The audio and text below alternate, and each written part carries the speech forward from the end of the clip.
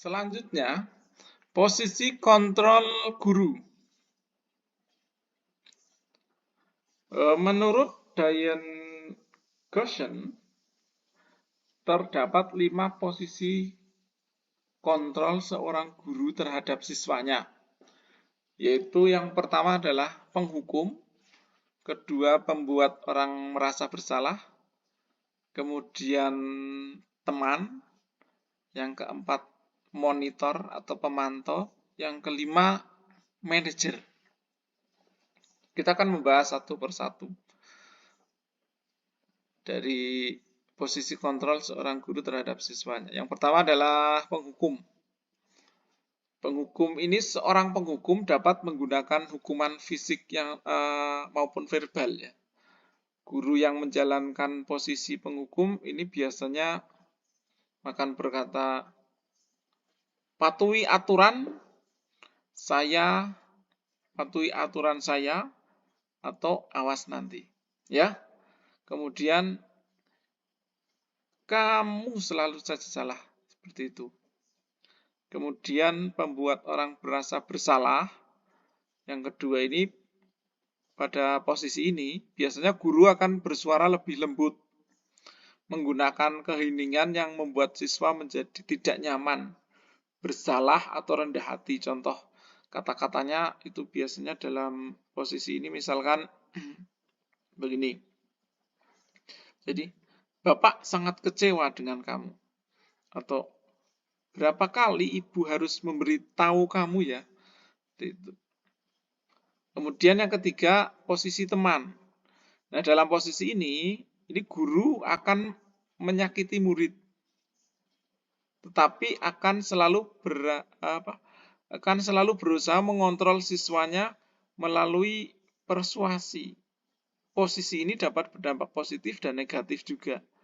Posisi berupa hubungan yang baik antara guru dan siswa, contohnya kata-katanya itu seperti ini.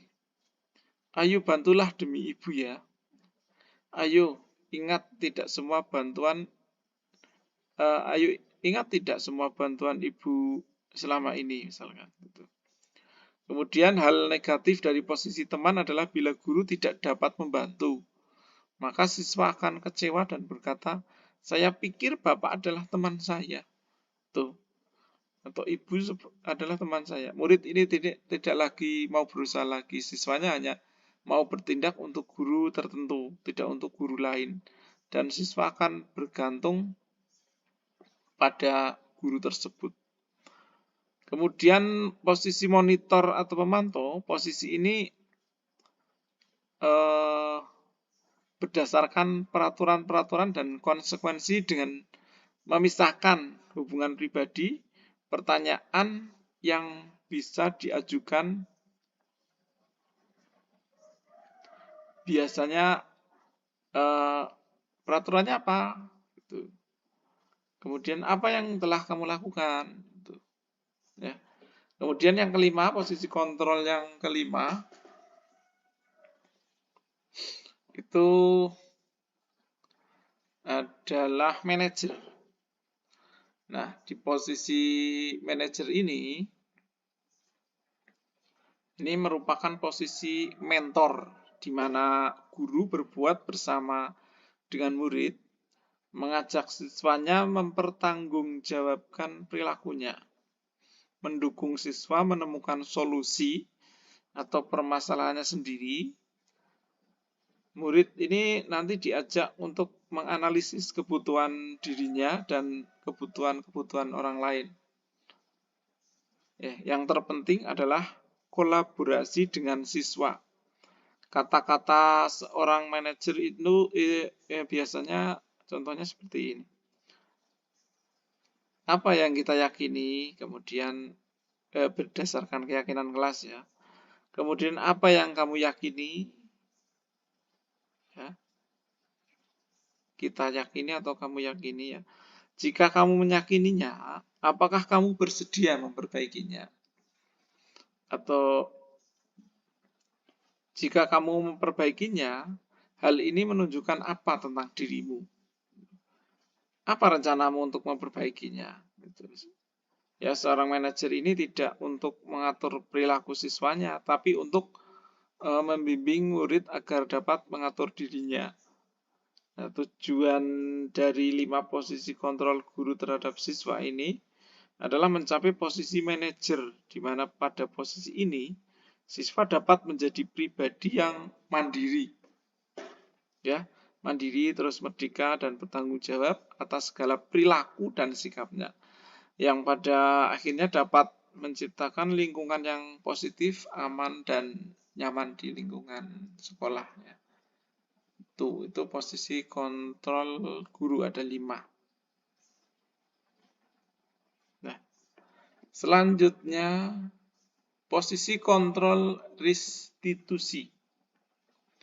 Nah, untuk memahami posisi kontrol restitusi dapat melihat infografik berikut. Nah, di sini ada infografik. Murid berkata, "Saya tidak peduli. Maafkan saya pikir Bapak atau Ibu teman saya. Saya akan dapat berapa bintang kalau melakukan hal tersebut? Jika sudah melakukan hal tersebut, saya akan mendapatkan apa? Bagaimana cara saya agar bisa memperbaiki keadaan ini? Saya akan memperbaiki masalah ini dengan titik-titik." Tuh. Nah, di sini kan urutannya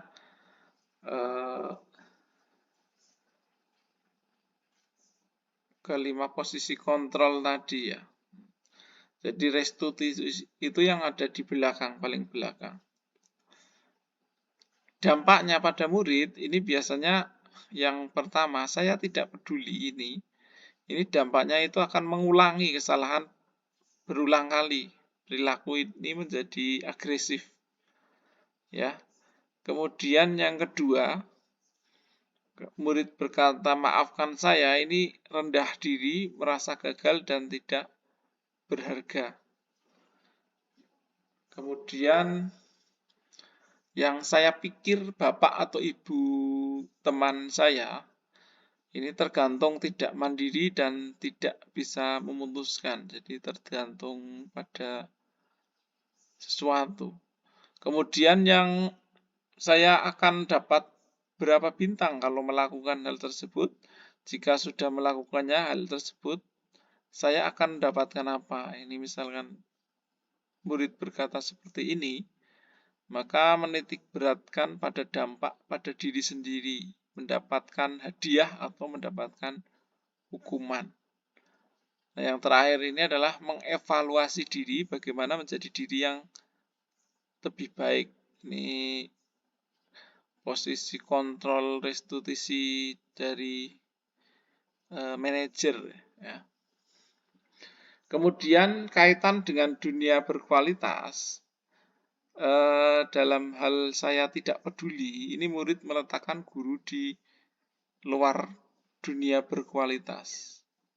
Kemudian untuk yang kedua, murid meletakkan guru di dalam dunia berkualitas. Yang ketiga, murid meletakkan guru sebagai orang penting dalam dunia berkualitas. Kemudian yang keempat, murid meletakkan guru peraturan di dunia berkualitas. Yang terakhir ini yang paling ideal, yaitu murid meletakkan dirinya sebagai individu yang positif dalam dunia berkualitas. Itu.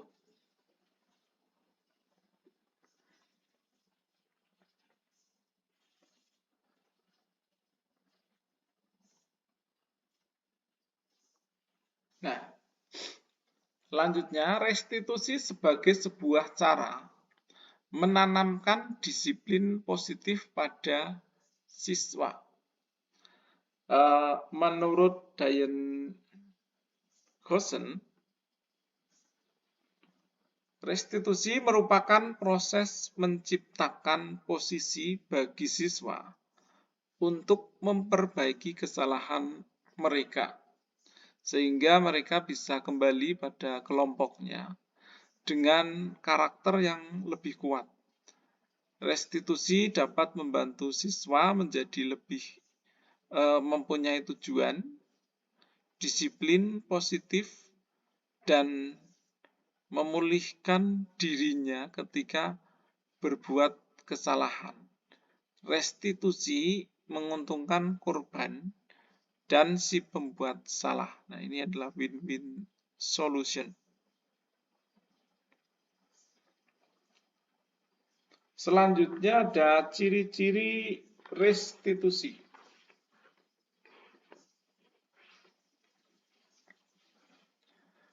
Ciri-ciri restitusi itu yang pertama adalah restitusi bukan menebus kesalahan, tetapi untuk belajar dari kesalahan. Kemudian restitusi ini memperbaiki hubungan. Restitusi adalah tawaran, bukan paksaan. Yang selanjutnya, restitusi ini menuntun untuk melihat ke dalam diri. Restitusi mencari kebutuhan dasar yang mendasari tindakan.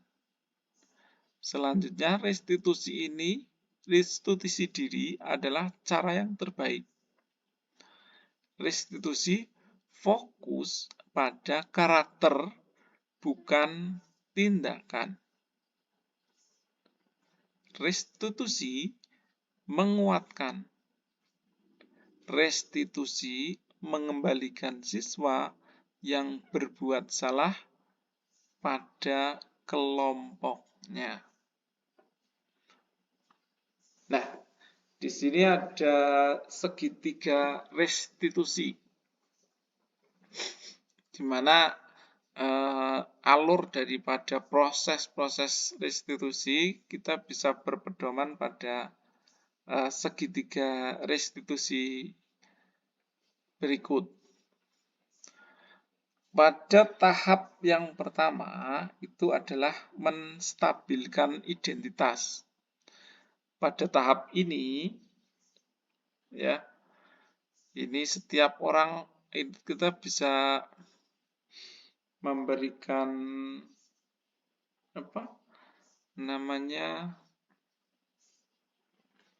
penguatan, ya, penguatan kepada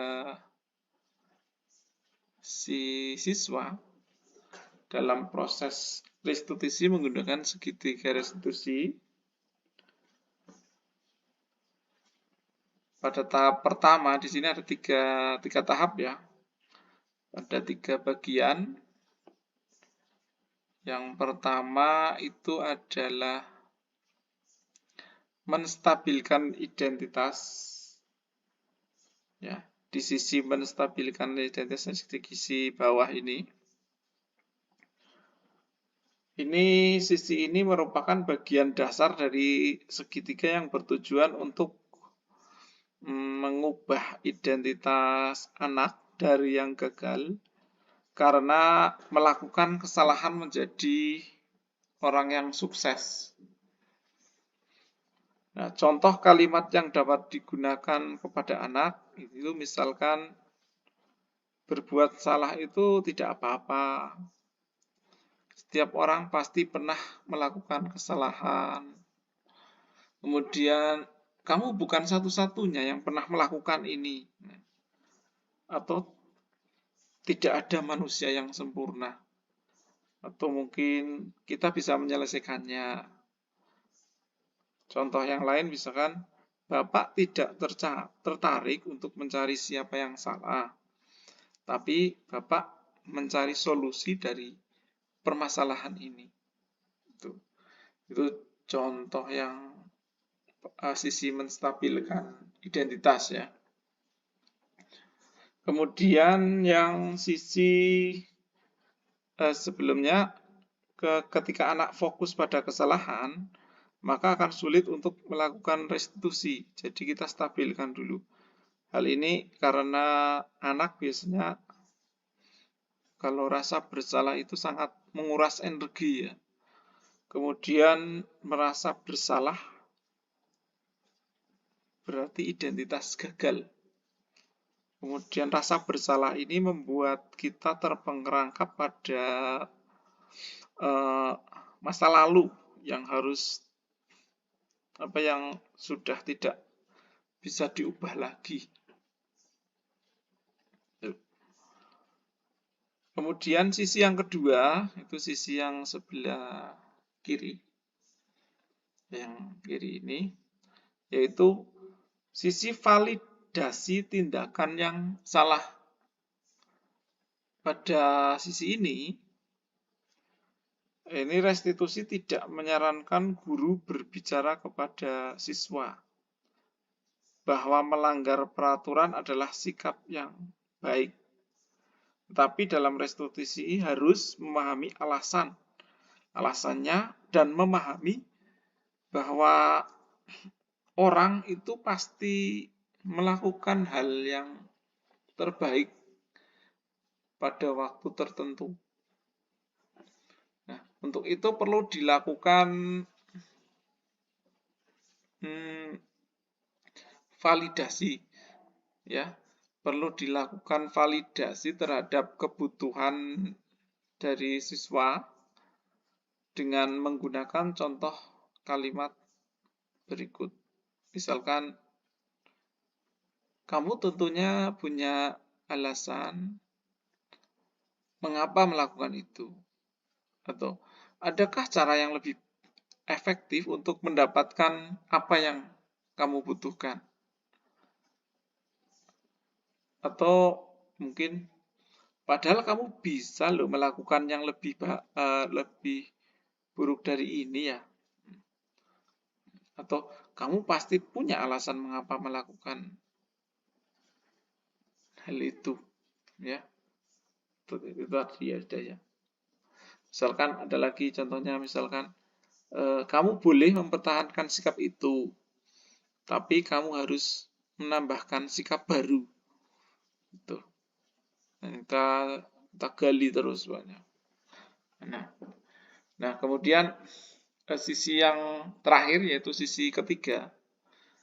Ini ketika sudah melalui sisi atau langkah 1 dan kedua, ini maka anak telah siap untuk dihubungkan dengan nilai-nilai yang dipercaya dan berpindah menjadi orang yang diinginkan.